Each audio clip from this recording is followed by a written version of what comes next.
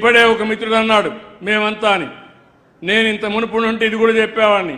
ఆ 20 మందో 10 మంది రైతులు కలిసి మీరు ఒక పార్కు పెట్టుకోండి, మీకేం కావాలి లేఅవుట్ ఇస్తాం, పర్మిషన్ ఇస్తాం, మేము కూడా మార్కెట్ చేస్తాం, మీరు కూడా మార్కెట్ చేయండి, వచ్చిన వాళ్ళకి భూమి ఇద్దాం, వస్తువులు కల్పిద్దాం, అందులో వచ్చే డబ్బులు మీకే వస్తుందని కూడా నేను మీకు తెలియజేస్తున్నా. అలాంటి విధానానికి ఈరోజు శ్రీకారం చుడుతున్నాం.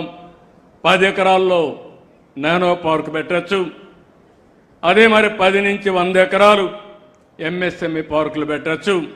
100 ఎకరాల నుంచి ఇంకా ఎక్కువ ఉంటే మేజర్ పార్కులు కూడా ఎంఎస్ఎంఈ పార్కులు పెట్టి మనం ముందుకు పోయే పరిస్థితి వస్తుంది.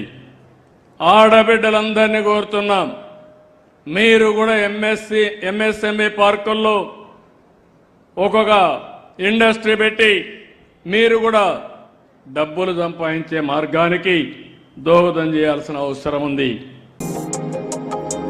ఉత్సాహంగా ఉల్లాసంగా చదువు సాగాలి, గొప్ప గొప్ప ఉద్యోగాలు సాధించాలి. Vignan deemed to be university.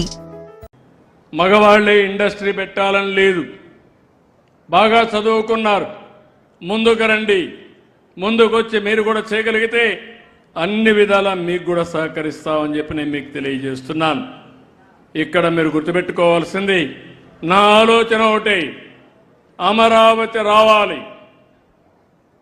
ప్రతి ఒక్కరూ ఈ రాష్ట్రంలో ఎక్కడికి పోయినా మీ రాజధాని ఏదంటే నా రాజధాని నా అమరావతి అని చెప్పే పరిస్థితి రావాలి. అక్కడి నుంచి అన్ని ప్రాంతాల అభివృద్ధి కావాలి.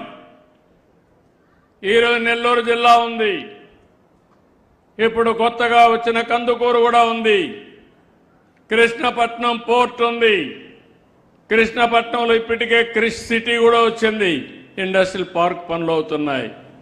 రామాయంపట్నం వచ్చింది, రామాయంపట్నంలో బీపీసీఎల్ 95,000 కోట్ల రూపాయలు ఖర్చు పెట్టి పెద్ద రిఫైనరీ పెడుతున్నారు. అదే సమయంలో అక్కడనే అరామ్కో కూడా వచ్చి వారితో కలిసి నెక్స్ట్ లెవెల్కి తీసుకుపోవాలని ఆలోచిస్తున్నారు.